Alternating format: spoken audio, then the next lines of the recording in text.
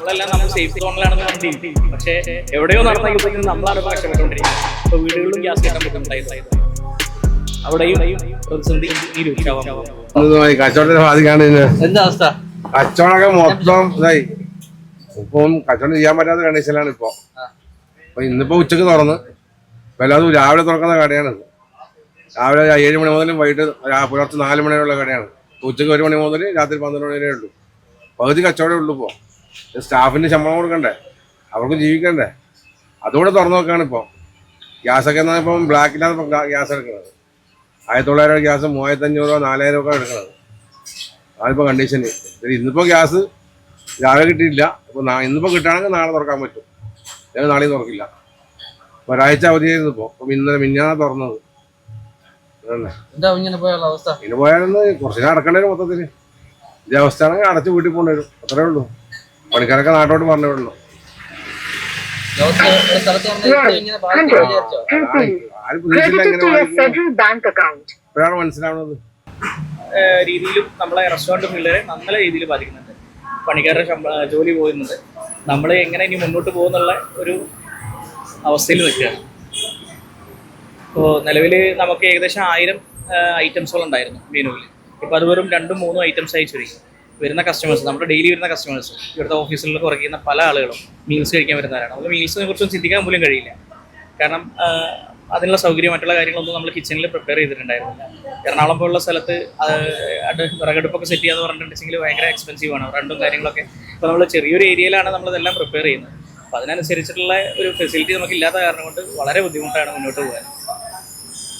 ഈ restaurant field മാത്രമല്ല, റെസ്റ്റോറൻറ്റുകാർക്ക് മാത്രമല്ല, അതിൻ്റെ ഓണേഴ്സിനും അതിൻ്റെ ജീവനക്കാർക്ക് മാത്രമല്ല, ഇവിടെ വന്ന് ഭക്ഷണം കഴിക്കുന്ന ആളുകൾക്ക് ഭക്ഷണം കഴിക്കാനുള്ള മാർഗ്ഗമില്ല. അപ്പോൾ എല്ലാ ദിവസവും ഇപ്പോൾ നമുക്ക് വിറകടുപ്പിൽ ഉണ്ടാക്കാൻ കഴിയുന്ന ബിരിയാണി, അല്ലെങ്കിൽ വിറകിലുണ്ടാക്കുന്ന മന്തി, ഇതൊക്കെ എല്ലാ ദിവസവും കഴിക്കാൻ പറ്റും? ഇല്ല. നമുക്ക് നമ്മുടേതായ ഭക്ഷണമുണ്ട്, ഊണ്, അത് കഴിക്കാൻ, രാവിലത്തെ ഭക്ഷണം, ബ്രേക്ക്ഫാസ്റ്റ്, ഇതൊന്നും ഇപ്പോൾ പ്രിപ്പയർ ചെയ്യാൻ സാധിക്കുന്നില്ല. സാധാരണക്കാരെയും വല്ലാതെ ബാധിക്കുന്നത്. വീട് വിട്ട് നിൽക്കുന്ന പല ആളുകളും നമ്മുടെ സ്ഥിരം കസ്റ്റമേഴ്സ് ഉണ്ട്. അവരൊന്നും ഇപ്പോൾ വളരെ ബുദ്ധിമുട്ടിലാണ്. പല ആളുകളും വന്നിട്ട് പോകുമ്പോൾ റെഡി ആയില്ലേ എന്ന് ചോദിച്ചു. അങ്ങനെ പലരും ജ്യൂസ് കുടിച്ച് പോകുന്നു. ഇപ്പോൾ ആ കസ്റ്റമർ അവർ ഭക്ഷണം കഴിക്കാൻ വന്നതാണ്, പക്ഷേ അവർക്ക് ബിരിയാണി മന്തി പറ്റുന്നില്ല. അപ്പോൾ ഒരു ജ്യൂസ് കുടിച്ച് പോകും. എല്ലാവരും അഡ്ജസ്റ്റ് ചെയ്തുകൊണ്ടിരിക്കുകയാണ്. എല്ലാവരും വളരെ ബുദ്ധിമുട്ടിലാണ്. വളരെ ബുദ്ധിമുട്ടാണ്. ഇന്ന് ഞങ്ങൾ ഓരോ സാധനം ഒഴിവാക്കിക്കൊണ്ടിരിക്കുകയാണ്. വളരെ കുറച്ച് സാധനങ്ങൾ മാത്രം വെച്ച് തുറന്നുകൊണ്ടിരിക്കുന്നു. അടച്ചു കൂട്ടിയാൽ ഹിന്ദിക്കാർ വിട്ടു പോകും, പിന്നെ വരില്ല. അതൊക്കെ പ്രതീക്ഷയിലാണ് കുറച്ച് വെള്ള കച്ചവടം ചെയ്തുകൊണ്ടിരിക്കുന്നത്. ഒന്നുമില്ല, ബിരിയാണി മാത്രമേ ഉള്ളൂ. അതും വളരെ കഷ്ടപ്പെട്ടു. അപേക്ഷ ചോറ് ചോദിച്ച് വരുന്നുണ്ട്. അവർ ഇല്ലയെന്ന് പറയുമ്പോൾ അവർ ഇട്ടിട്ട് പോകും. അവളുടെ എന്താണ് ബിരിയാണി നെയ്ച്ചോറ് എന്താ ഉള്ളത് കഴിയും.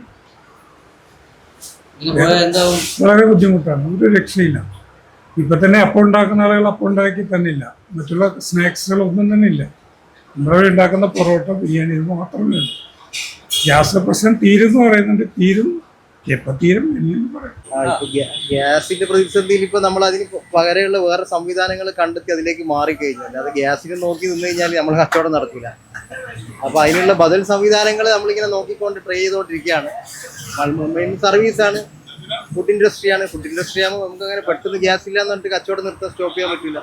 അപ്പോൾ അതിന് വേണ്ടിയിട്ട് നമ്മളിപ്പോൾ ചായ ഉണ്ടാക്കുന്നത് മറ്റൊരു ഇൻഡക്ഷനിലേക്കും മറ്റുള്ള സംവിധാനങ്ങളിലേക്കും ഇങ്ങനെ മാറിക്കൊണ്ടിരിക്കുകയാണ്. ഇനിയിപ്പോൾ എന്താവും എന്നുള്ളത് പറയാൻ കഴിയില്ല. നമ്മളെ മാത്രമല്ല, നമ്മളെ ഡിപ്പെൻഡ് ചെയ്തിട്ടുള്ള സ്റ്റാഫ് ഉണ്ടല്ലോ, സ്റ്റാഫിനും കൂടിയാണ് ബാധിക്കുന്നത്. അതുകൊണ്ട് മാത്രമാണ് ഇപ്പോൾ തുറന്നത്. കൂട്ടി പോയി ചെയ്താൽ അവരെയും കൂടി ബാധിക്കും. മൊത്തത്തിൽ ഇപ്പോൾ നമ്മൾ ഇപ്പോൾ സ്റ്റാർട്ടിങ്ങിൽ തന്നെ നമുക്ക് ഇത്ര ബാധിച്ചു എന്താണെന്ന് തന്നെയാണ്. ഒരു 10-25 ദിവസത്തോളം അടച്ചിട്ടതല്ലേ. ഹോട്ടലുകളും റെസ്റ്റോറൻറ്റുകളൊക്കെ തന്നെയാണ് ഏറ്റവും കൂടുതൽ അതിനെ ബാധിച്ചിട്ടുണ്ട്. ഒരുപാട് പേർക്ക് ജോലിയില്ല, അവരൊക്കെ ശരിക്കും പ്രതിസന്ധിയിലാണ്. ഇനിയിപ്പോൾ എന്ന് ഗ്യാസ് കിട്ടും എന്നുള്ളത് ഒരു തീരുമാനത്തിൽ എത്തിയിട്ടില്ല. 20% 30% എന്നൊക്കെ പറഞ്ഞിട്ട് ഇങ്ങനെ അധികാരികൾ പറയുന്നുണ്ട്. അല്ലാതെ സാധാരണക്കാരിലൊന്നും, സാധാരണ റെസ്റ്റോറൻറ്റുകളിലൊന്നും തന്നെ ഗ്യാസൊന്നും എത്തിയിട്ടില്ല എന്നുള്ളതാണ് ഒരു സത്യം. ഇത് ഭക്ഷണം കഴിക്കാൻ വന്നാൽ തിരിച്ചു പോകുന്ന ഒരുപാട് പേരുണ്ട്. ശരിക്കും പ്രതിസന്ധിയിലാണ് ഈ ഒരു മേഖല.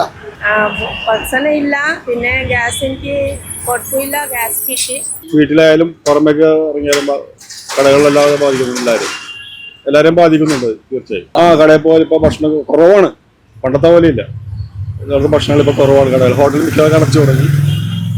അത് ചില ബുദ്ധിമുട്ടുകളൊക്കെ ഉണ്ട്. ഇപ്പൊ നിലവില് ഇപ്പൊ ഗ്യാസ് ഉണ്ടായിരുന്ന ഗ്യാസാണ് ഇപ്പൊ തീരണത്. ഇപ്പൊ കച്ചവടത്തിന് ഇപ്പൊ വളരെ രീതിയിൽ ഇത് ബാധിച്ചത്. ഇപ്പൊ മൊത്തം കറണ്ട് ആക്കിയത്. ഇപ്പൊ ഇൻഡക്ഷൻ കുക്കറൊക്കെ ഉണ്ട അവസ്ഥയാണ്. ഇപ്പൊ അതിന് തന്നെ 10,000 രൂപ ചെലവായി. അപ്പൊ ഗ്യാസ് ഇനിയിപ്പോ ഇനിയിപ്പോ കിട്ടും എന്ന് പറഞ്ഞിട്ട് കിട്ടും എന്നല്ലാതെ സാധനം വരുന്നില്ല. ഇപ്പൊ 2 ആഴ്ചയായി ഇപ്പൊ ബുക്ക് ചെയ്തിട്ടും സാധനം വരുന്നില്ല. ഭയങ്കര അവസ്ഥയാണ്. ഇപ്പൊ ഗ്യാസിന്റെ ഒരു രക്ഷയില്ല. ഗ്യാസ് മൊത്തത്തിൽ പ്രോബ്ലം ഉണ്ട്. കാരണം മിക്ക കടകളും തന്നെ അടച്ചിട്ടിരിക്കുകയാണ്.